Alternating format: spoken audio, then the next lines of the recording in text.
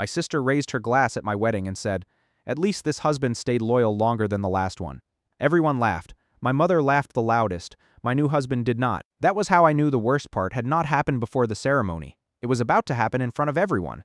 My name is Valerie. I'm 32 now. My sister Nicole is 29. Growing up, Nicole was what my mother called a firecracker. That was the polite word. The real word was exhausting. She needed attention the way other people needed oxygen. My mother loved that. She called Nicole unforgettable. She called me stable. That sounds nice once. It feels awful after 20 years. Unforgettable got forgiven. Stable got used. Unforgettable got chances. Stable got chores. If Nicole forgot something important, my mother said she was overwhelmed. If I forgot anything, my mother said I was selfish. If Nicole lied, my father said she hated conflict. If I told the truth at the wrong time, he said I lacked tact. That was our normal. My father was not cruel in a loud way. He was weak in a quiet way. He hated tension more than unfairness. That mattered later. When I was 9, Nicole took the money our grandfather mailed me and bought bracelets and candy. My mother said sisters share. When I was 12, Nicole broke the music box my aunt gave me and cried until my mother hugged her. I got sent to my room for making a scene. When I was 15, Nicole told a boy I liked that I had practiced his last name in my notebook. I had not. He laughed every time he saw me after that. At dinner that night, Nicole asked if I was okay in the same soft voice she used with teachers. That was always the trick. She hurt you first, then she offered sympathy before you could speak. By high school, I had one rule: do not react in public. If I cried, Nicole looked innocent. If I got angry, my mother looked embarrassed. If I stayed quiet, people called me mature. What they meant was manageable. The only person who saw the whole pattern clearly was my Aunt Helen, my dad's older sister. She lived in a small white house with a narrow porch, blue hydrangeas, and too many recipe books in the kitchen. Her house smelled like coffee, lemon soap, and old paper. When I was little, I spent Saturdays there helping her snap beans and sort coupons. She watched people the way some people watch storms. One afternoon, when I was 16, Nicole had just screamed because my mother would not let her borrow the car. 20 minutes later, my mother gave her the keys anyway. I was at Aunt Helen's kitchen table cutting peaches too hard. She looked at my hands and said, "You're slicing fruit like it insulted your bloodline." I laughed. Then I cried. I told her I hated who I became around my own family. She put down the knife and said, "No, honey, you hate the role they keep assigning you." I never forgot that. The role they keep assigning you, that was exactly it. In my family, I was always assigned a role. Reliable one, calm one, responsible one. The person who adjusted, the person who let things go, the person who smiled so everybody else could stay comfortable. Aunt Helen saw me. My mother hated that she did. If Helen praised my grades, my mother said Nicole was more social. If Helen praised my work ethic, my father said Nicole had more charm. Praise in our family worked like rationing. If I got any, someone rushed to increase Nicole's share. I left for college at 18 and almost never moved back. I got a scholarship 2 hours away. It was not glamorous, it was freedom. I studied operations and finance because I liked systems, order, and things that made sense. Numbers do not gaslight you. Spreadsheets do not cry when caught. I worked nights at a hotel and learned how to solve disasters while smiling in black shoes. That was where I met Mason. He was not flashy, he was not loud. He had kind eyes, careful hands, and a habit of listening all the way to the end of what I said. The first time we really talked, I was ranting about a ruined seating plan and a missing vendor. He smiled and said, "You don't panic, you build a path." No one had ever noticed me kindly like that before. We dated for 4 years. Not perfect years, real ones, cheap takeout, secondhand furniture. Laundry fights, shared bills, long drives, morning coffee, and chipped mugs. That is how I knew it mattered. Then I made my mistake. I brought him home too often. The first Thanksgiving he spent with my family, Nicole smiled too brightly. She asked too many questions. Was Mason always this quiet? Did he like confident women? Did he ever get bored of people who planned everything? Everyone laughed. Even Mason smiled politely. Under the table, my hands shook. I knew that tone. Nicole was not joking. She was testing gravity. After that, strange little things started happening. Mason brought up private stories from my childhood I had never told him. Embarrassing ones. The time I threw up before a recital. The time my mother made me wear Nicole's old dance dress to a church dinner because nobody will notice. When I asked how he knew those things, he said Nicole told him. I asked her to stop. She laughed and said, "Relax, he should know the full you." That line sat in my chest like a splinter. Then Mason started canceling plans because Nicole needed help. A ride home. Advice about a job interview, help moving a dresser, always something. I told myself I was being paranoid. That word had been trained into me by then. Paranoid. Difficult. Too serious. It kept me from naming the truth until it had already settled in. Still, Mason did not betray me then. That matters not yet. He apologized when I called it out. He blocked Nicole for a while. He got better. For years, he got better. Then I ruined my first marriage anyway. Not because I cheated. Not because he cheated. Because trust cracked somewhere else. He hid debt from me. I overreacted to some things and underreacted to others. We got colder, then we got done by 28. I was divorced. My mother said I gave up too fast. Nicole said some women just do not know how to keep a man. I remember that because she said it while eating my birthday cake. Then I stayed alone for almost 2 years, worked, slept, healed badly. Tried again. That was when I met Daniel. We met through a supplier account at work. He handled inventory for a regional warehouse. He was steady in a way that felt almost suspicious at first. He did not perform sensitivity. He practiced it. He remembered details. He showed up on time. He did not treat boundaries like dares. We dated slowly, carefully, like two people trying not to break anything. Then we got engaged. Small dinner, quiet ring. No audience, just us and a plate of pasta I barely touched because my heart was beating too hard. I said yes. For one full day I told nobody except my best friend Leah. I wanted one clean day. Then my mother saw the ring at Sunday lunch. By dinner the whole family knew. The planning turned ugly almost immediately. My mother wanted control of everything. Flowers, music, menu, guest list. Nicole wanted to be maid of honor even though she had done nothing in my life except turn it into a competition. I almost said no, I should have. Instead, I said yes because some old part of me still thought peace was something I could buy with compliance. That never works. The first bad moment came at the dress fitting. Nicole stood behind me while I looked in the mirror and said, "It's pretty. If I had your shape, I'd wear something less safe." My mother laughed. Then she said, "Valerie has always been classic." Classic, that word was just another way to call me boring in a room full of women. I smiled anyway. A week later, I found Nicole in my kitchen pouring wine for Daniel while I was upstairs on a work call. She laughed at something he had said. Not touching, not leaning too close. Just close enough to make me cold. When she saw me, she smiled and said, "I was keeping him company." I nodded. Then I told myself I was tired again. Always that. Then came the bridal shower. My mother insisted on hosting it. I said I wanted something small. She heard that and planned something huge, floral, and deeply not about me. There were centerpieces I hated, a cake in a color I never would have chosen, and at least 20 women I barely knew. Still, I showed up smiling. The worst moment came halfway through gifts. One of my cousins handed me a wrapped box with my grandmother's handwriting on the tag. My stomach dropped the second I saw it. Inside was her pearl bracelet. I had loved that bracelet since I was 10. Before I could even touch it properly, Nicole said loudly, "Mom should wear that. It suits her better." My mother smiled and said, "Or maybe your future sister-in-law someday." Everyone laughed softly like this was charming. My hands shook so hard I had to set the box down, and Daniel, sitting off to the side helping move gifts, said nothing. That silence hurt. More and more, his silences hurt. Then came the wedding day. I wish I could say it was ruined from the beginning. It wasn't. That is part of why it hurt so much. The ceremony itself was beautiful. The air was cool. The garden looked soft and almost unreal under the lights. Daniel cried when I walked down the aisle. So did I. For one brief hour I thought maybe love had outrun the rest of it. Then came the reception. The line I opened this story with. Nicole stood up, tapped her glass, smiled too sweetly, and said, "At least this husband stayed loyal longer than the last one." The whole room went silent. Then my mother laughed. My new husband went white. I felt the blood leave my face so fast I thought I might faint. I said, "What?" Nicole smiled wider and added, "Don't be dramatic. I mean, he lasted longer before I got bored." A sound moved through the room behind me. Not quite a gasp, more like air changing. I looked at Daniel. He looked wrecked. That was what scared me. Not smug, not angry, wrecked. I asked, very quietly, "What does that mean?" Nicole tilted her head and said, "It means your husband knows how to keep a secret better than the first one." My whole body went cold. Daniel closed his eyes for 1 second. Then he said, "She kissed me in your kitchen in May. I pushed her away. I told her not to do it again. May, 2 whole months before our wedding." He had never told me. That mattered more than the kiss itself. Nicole laughed and said, "See, it meant nothing." God, you all look like I confessed to murder. My mother waved a hand and said, "If he pushed you away, then why are we turning this into theater?" Theater? That word nearly made me laugh. I was standing in my wedding dress while my sister admitted kissing my husband and my mother was annoyed about the mood. My hands started shaking so hard I nearly dropped my bouquet. Daniel stepped toward me and said my name softly. I stepped back anyway. Not because he had cheated, because trust is glass and I had just heard it crack in public. I told the DJ to turn off the music.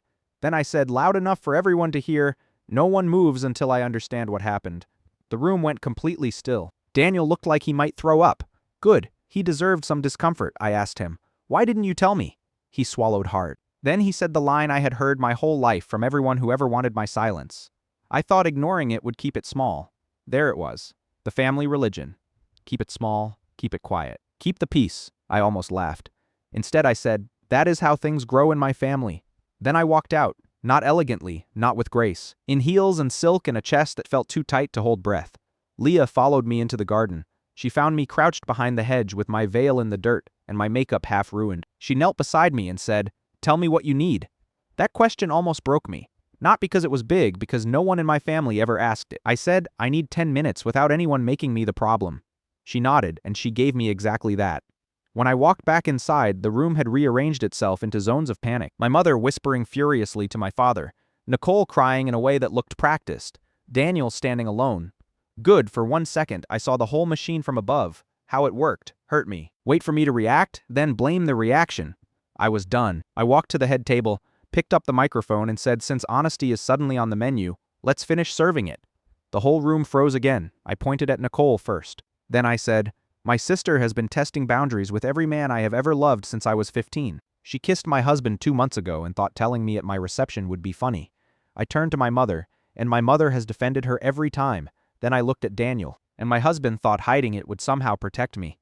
My mother stood up and said, "Valerie, stop this right now." That did it, that tone. The same tone from every dinner where I was supposed to swallow something and smile. I looked right at her and said, "No, just that, no," the simplest word in the world, the hardest word in my life. Nicole burst into louder tears and said, "You're humiliating me."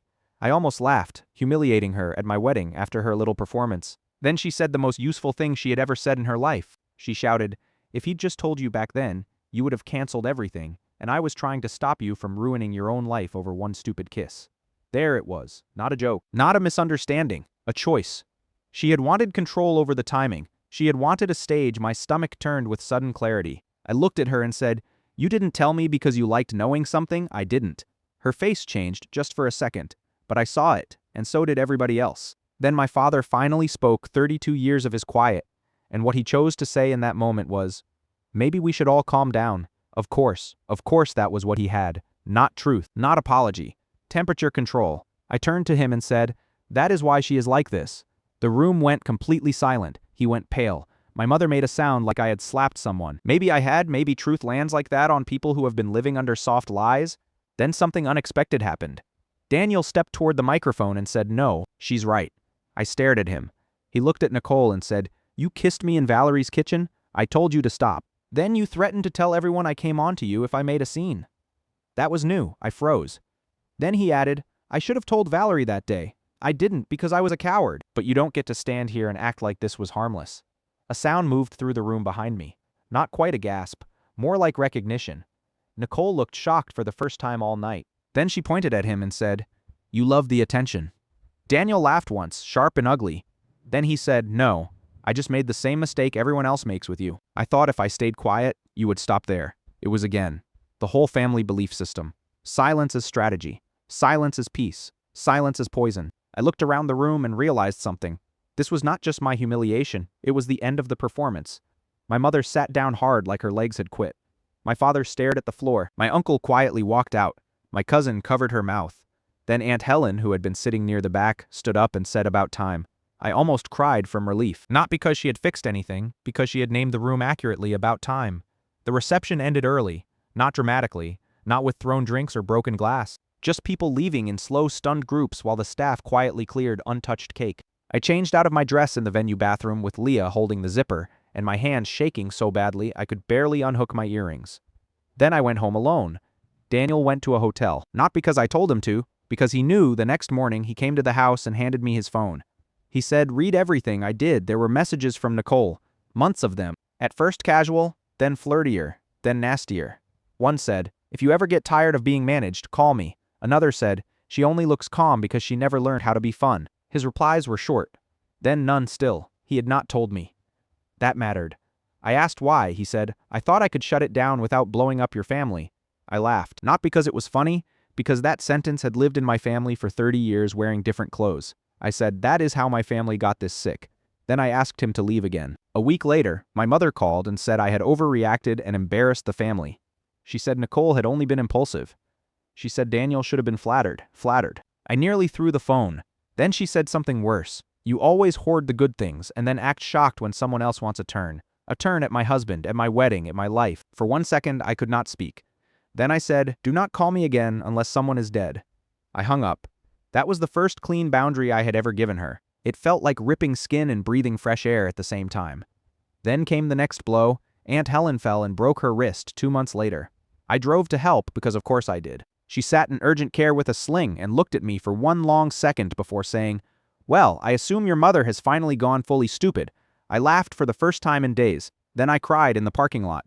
I told her everything. The kiss, the toast, the messages, my mother's line about taking turns. Helen listened without interrupting. Then she said, "Stop treating this like one ugly night. This is a system." She was right. It was not one ugly night. It was the latest step in a machine I had been trained to survive. A month later, Helen got sick. Real sick. Not a broken bone. Not a short recovery.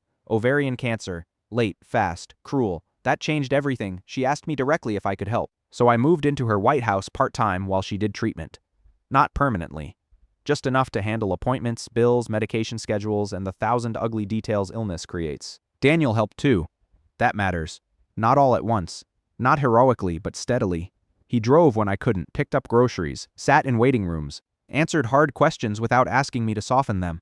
Trust did not return quickly. It returned the way winter leaves, slowly, then all at once. My mother and Nicole, meanwhile, visited Helen far too often. Always with flowers they did not buy. Always with concern that sounded rehearsed. One afternoon I came in from the pharmacy and heard Nicole saying, "I just worry Valerie gets controlling when she's stressed."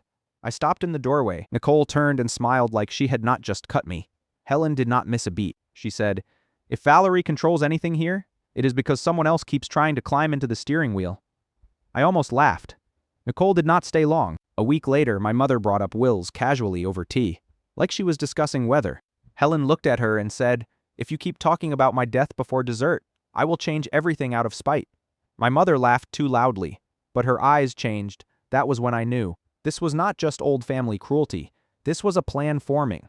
Helen called her attorney 2 days later, a woman named Dana with silver hair and a voice that did not wobble. I sat in on the meeting because Helen asked me to take notes.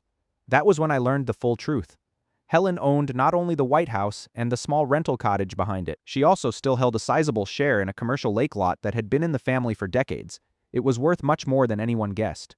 I stared at the papers until the words blurred. Then Helen looked at me and said, "Before you ask, yes, most of this is going to you."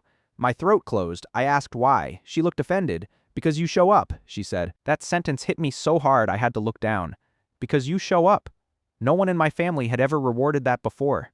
They had only used it. Dana told Helen to keep the details private. I wish that had worked. It didn't. Because Nicole found out enough to get dangerous. Not from me, from snooping. She had gone through Helen's desk while pretending to look for a charger. She was never looking for what she said she was looking for. That Sunday, my mother arrived with Nicole and Nicole's newest boyfriend, Bryce. He had shiny shoes, loud opinions, and the exact smile of a man who thinks inheritance makes him intelligent. The kitchen felt wrong the second they sat down. Too bright, too polite. At first, there was small talk. Then my mother put down her cup and said, "We hear there may have been updates." Helen did not blink. "We?" she asked. Nicole smiled and said, "Mom just means the family." Helen took a sip of tea. "The family did not earn this house," she said. "I did." The room changed right there. My mother's smile tightened. She said she only wanted fairness, fairness. That almost made me laugh. Fairness had never mattered when Nicole took my peace, my time, or tried to take my husband. Then Bryce started asking about the commercial lot. He had ideas, cabins, events, a seasonal venue. My whole body went still. There it was, not concern. A business fantasy built on a still-living woman in a cardigan.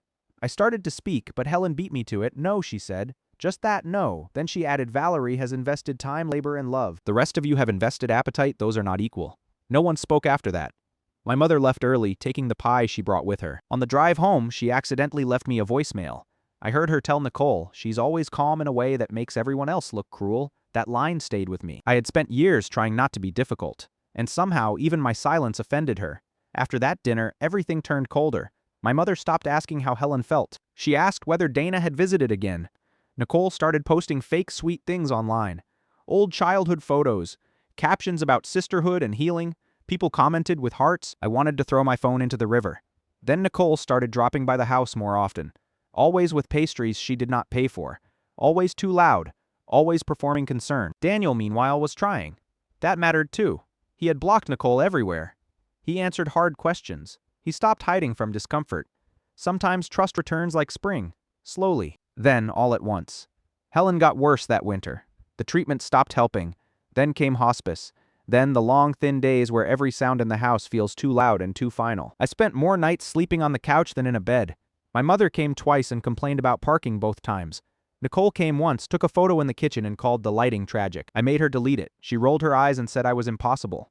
That winter, Helen got serious about paperwork. Dana came twice more. The second time she asked me to take notes. That was when I learned the full structure. Not only was I getting the house, the cottage rights, and most of the commercial lot share, Helen had also written a private letter to be read if anyone challenged the decisions. That letter mattered later. Helen died in February. There's no elegant sentence for that. One day she was there. The next day the house sounded wrong. Too quiet. I remember the kettle, the Afghan over her chair, the smell of peppermint. There are losses that take your breath. And there are losses that take your witness. Losing Helen was the second kind. The funeral was small. I wanted it that way. No giant arrangements, no dramatic music. Just people who had actually loved her. Then came the will reading. That was where the real war began.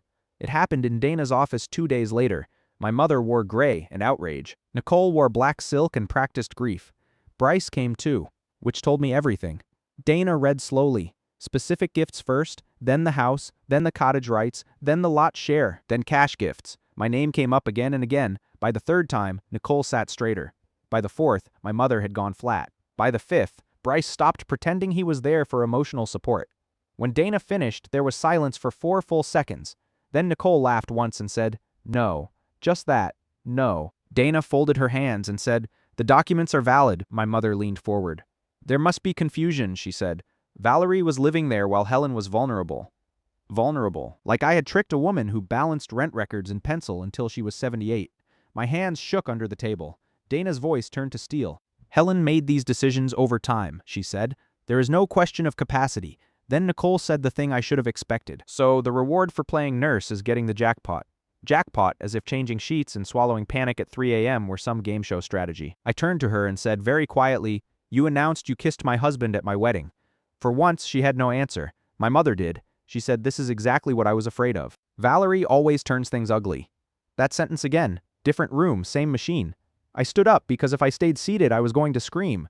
Dana asked if anyone needed a break. No one took one. Instead, my mother started asking legal questions. Could the house transfer be paused? Could the lot be reviewed? Could the estate be delayed? Dana answered calmly. Every answer was some version of no. In the parking lot after, Nicole stepped close and hissed, "Enjoy it while it lasts." I should have paid more attention to that sentence, because 4 days later, someone got into the White House. Nothing huge was taken. A lockbox, some copied files, one folder with account summaries.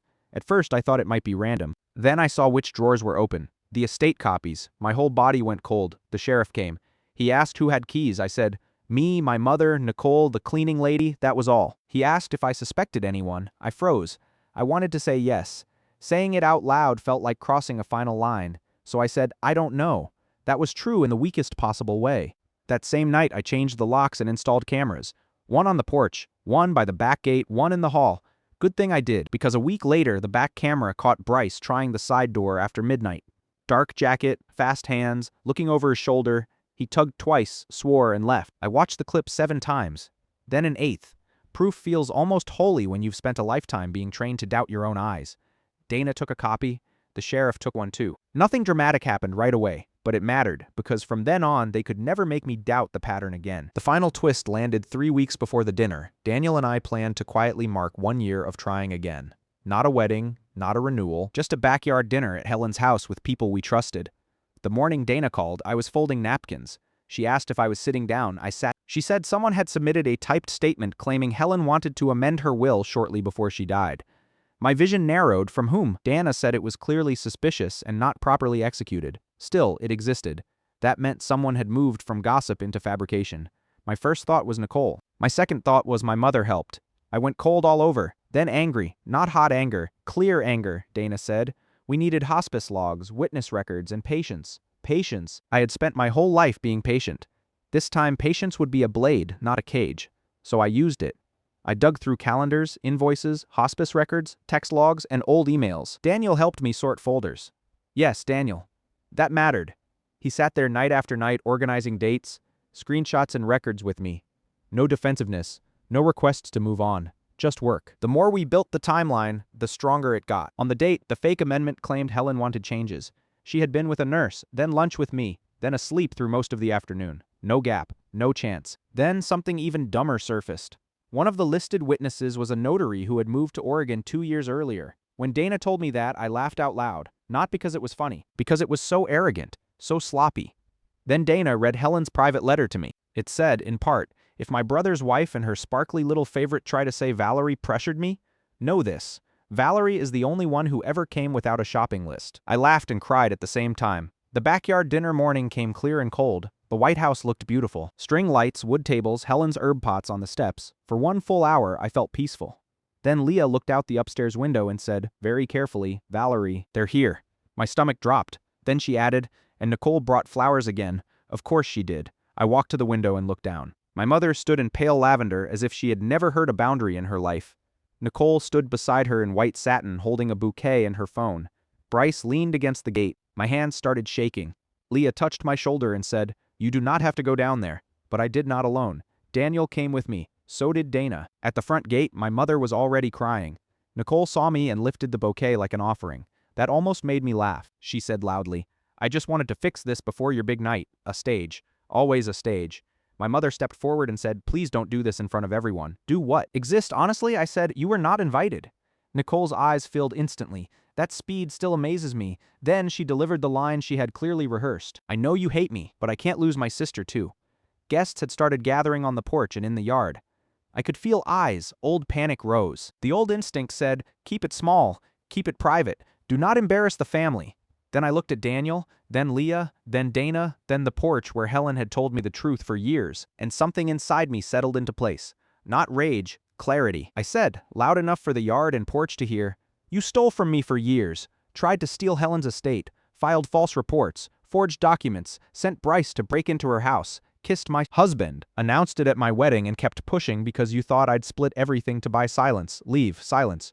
Real silence. Nicole's tears stopped for half a second. My mother went white. Bryce stared at the bouquet. Then my mother recovered and said, how dare you say that here? Dana stepped forward before I could answer. She said, calm as winter. She says it because there is evidence. That changed the room. Nicole lowered the flowers a little. My mother looked around and realized the audience was not automatically hers. Then Nicole did what she always did when cornered. She attacked. She pointed at me and shouted, you always thought you were better than us. Helen only left you things because you manipulated her when she was dying. Old pain hit first, then something stronger rose behind it. Not shame, not this time. Truth, I said. Helen trusted me because I showed up. You showed up for property. A sound moved through the guests behind me. Not quite a gasp, more like recognition. Then, in full panic, Nicole made the worst mistake of her life. She shouted, if you'd just split it, none of this would have happened. There it was. Public. Clean. Unhidden. A confession shaped like a complaint. I watched understanding move across the faces around us. My mother closed her eyes for 1 second. Bryce muttered, Nicole, too late. Then Daniel did something I needed more than I knew. He stepped forward and said loudly, she doesn't owe any of you a single thing. The whole yard went still. For years I had wanted someone to choose truth beside me in discomfort. In that moment he finally did. It did not erase the past, but it mattered. Then my father appeared from the driveway. Of course he had stayed by the car, half hidden. Close enough to hear, far enough to avoid cost. But now he stepped into the open and said stop. Not soft, not tired, sharp, everybody froze. He looked at my mother and said, you taught her this, and I let it happen. I had never heard him speak that honestly in my life. My mother looked furious and frightened all at once. She said, this is not the place. He said, no, this is exactly the place, because you used every other one. Then he faced me in front of everybody and said, I'm sorry. Just that, no excuse. No speech. I did not forgive him in that second. Life is not that neat, but I believed him. And that mattered. The planner opened the gate wider and said, they need to leave now. 2 of Daniel's brothers stepped closer too, not threatening, just solid present. My mother grabbed Nicole's arm. This time Nicole let herself be pulled at the gate. She turned back and said, this isn't over. And for the first time in my life, I smiled at her without fear. I said, yes, it is. They left, all of them. The yard stayed quiet for one long beat. Then Leah clapped once and said, okay, great, let's do the nice part. Everyone laughed. Real laughter, the kind that releases pressure instead of hiding it. I laughed too, though tears were on my face. Then Daniel and I stood under the string lights with the people who had earned our trust and promised to build something honest. It was the truest night of my life, not because it erased anything, because it finally stopped pretending. After that, things moved quickly. The fake amendment, false reports, break-in footage, screenshot trail, and public confessions stopped looking like family drama and started looking like what they were. fraud, harassment, unlawful entry. What matters is that paper trails matter. Truth likes records. My mother somehow stayed out of the worst consequences through careful denials and expensive counsel. Nicole did not. Bryce vanished as soon as paperwork got serious. Apparently, greed is not as exciting when it comes with investigators. The gossip flipped exactly the way gossip always does when facts arrive. People who had quietly believed I was stable in that insulting family way suddenly had kind things to say. I did not need them to.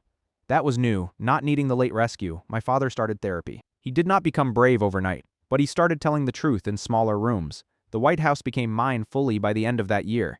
I kept Helen's herb pots, I kept the porch swing. I kept the old cookbooks in the peppermint jar because some small things still feel like witnesses. Daniel and I stayed, not because every relationship should survive cracks, it shouldn't, because he finally learned that peace built on my silence was not peace at all. Trust returned the way spring does, slowly. Then all at once, a year has passed now. I'm writing this at Helen's kitchen table, while Rain taps the windows and Daniel burns toast in the next room because he is pretending to multitask. There is Rosemary on the sill. There's a framed photo near the doorway of us under the string lights and no false smile anywhere in sight. Every now and then, someone asks if I regret exposing everything so publicly that night. No.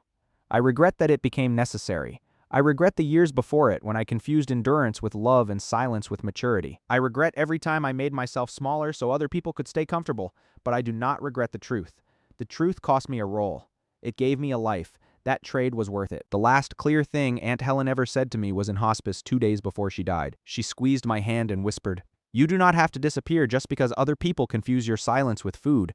I did not understand it fully then. I do now. Belonging that has to be purchased with self-erasure is not belonging. Love that only arrives when you are useful is not love. Family that survives by feeding on one person's silence is not family. So no, I did not lose my family at my wedding or in a backyard. I lost a job. I lost the role of person who absorbed everything so everyone else could keep pretending. And in the place where that role used to be, I built a house, a marriage, and a life that finally feels like mine. Turns out Helen was right. The reward for showing up is not that unfair people become fair. It is that one day, if you keep choosing truth, you stop needing unfair people to explain your worth. And for the first time in my life, I did not feel stable. I felt free.